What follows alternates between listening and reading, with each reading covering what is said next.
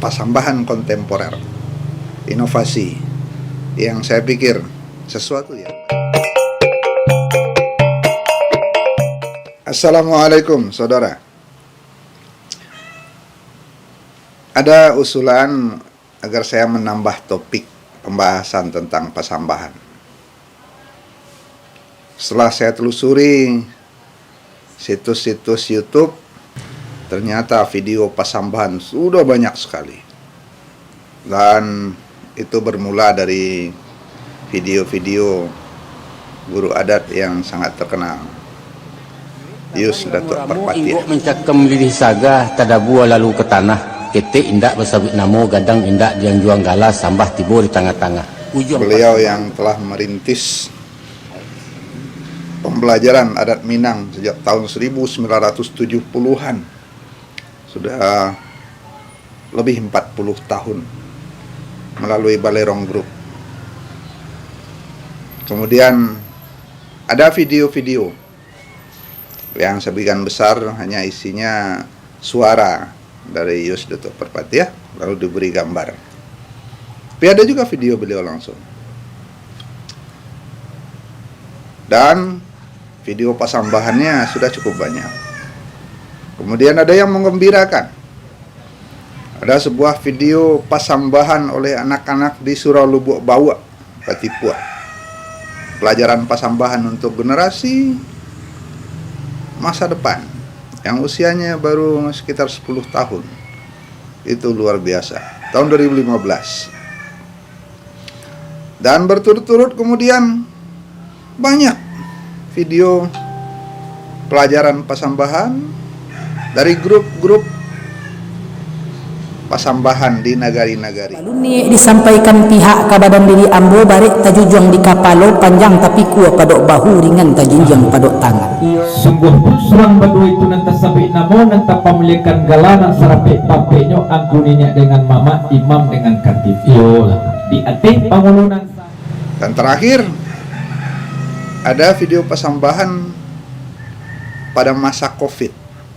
Cukup banyak dari berbagai grup. Jadi saya pikir saya tidak perlu ikut lagi, karena apa yang saya harapkan sudah terjadi. Dan ini saya pikir juga harapan dari Yus Datuk Perpatia. Yus Datuk Perpatia sejak lama mengharapkan agar orang Minang kembali ke jati dirinya, ke adatnya.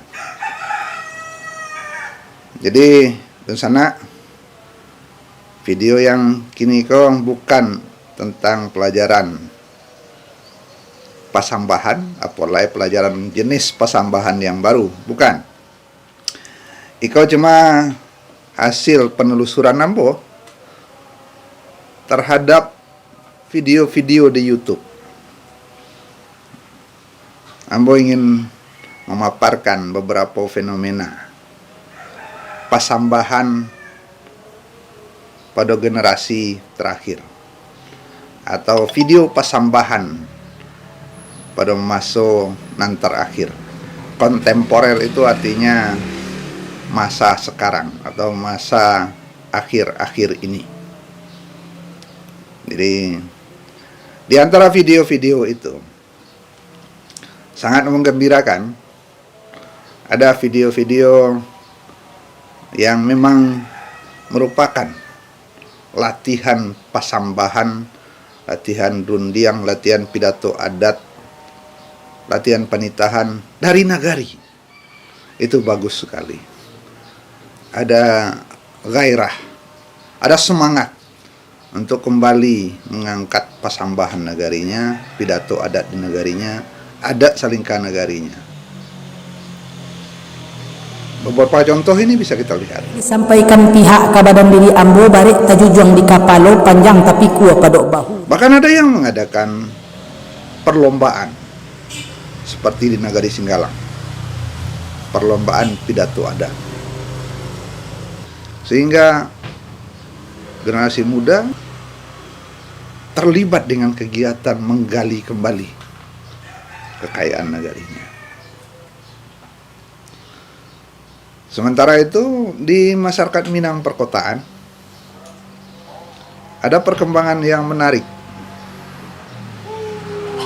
Ketika mereka juga ingin beradat, ketika mereka juga ingin melaksanakan pasambahan, panitahan, rundiang, pidato adat, dalam kegiatan mereka.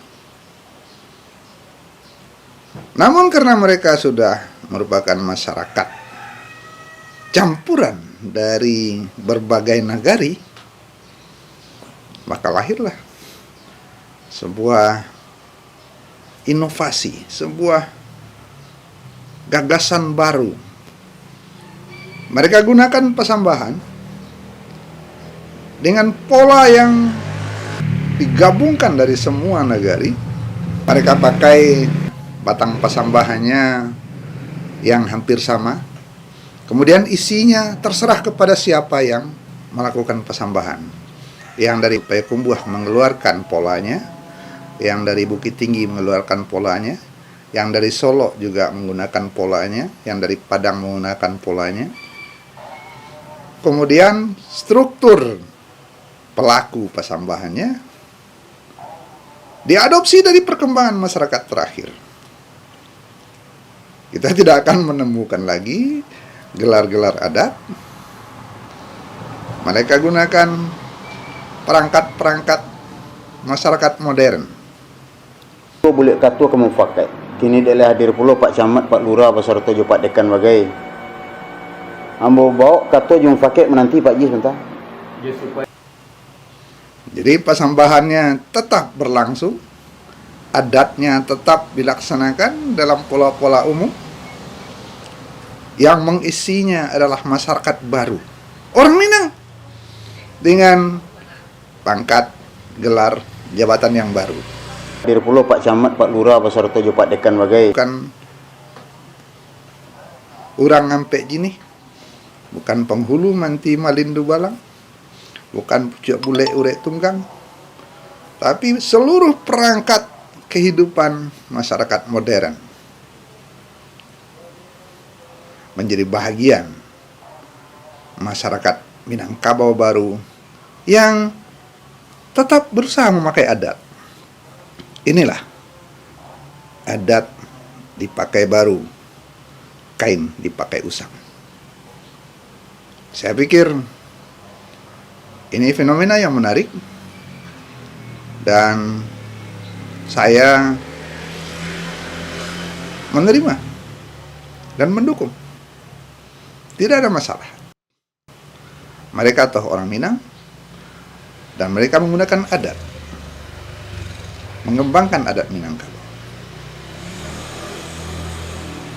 Mungkin nanti di rantau yang lebih jauh, di luar Pulau Sumatera atau di mancanegara, ketika yang hadir itu bukan lagi perangkat adat nagari, tapi tokoh-tokoh masyarakat Minang yang berada di rantau. Masyarakat Minang mengembangkan kembali adatnya dengan perangkat yang ada di rantau itu. Maka didudukkanlah mama penghulu di rantau untuk masyarakat rantau, untuk kebutuhan adat di rantau. Pasambahan kontemporer, inovasi yang saya pikir sesuatu yang baik-baik saja. Mudah-mudahan ini juga dikembangkan. Dan tentu kita harus tetap memperkuat yang sudah tumbuh di bumi, yang kembali membosek di tiap-tiap negari. Pasambahan di negari-negari. Jangan sampai nanti masyarakat yang ada di rantau sudah beradat, sementara di negarinya mulai terkikis habis. Maka akan terjadi adat yang baru di rantau dan adat di kampung menghilang. Saudara, itu bahasan saya tentang pasambahan kontemporer yang berkembang baik di nagari atau di masyarakat perkotaan dan di masyarakat rantau. Orang Minang yang kembali hidup dalam adat mereka. Adat yang dipakai baru, dan insya Allah Minangkabau tetap akan tumbuh sesuai zamannya. Terima kasih. Assalamualaikum warahmatullahi wabarakatuh.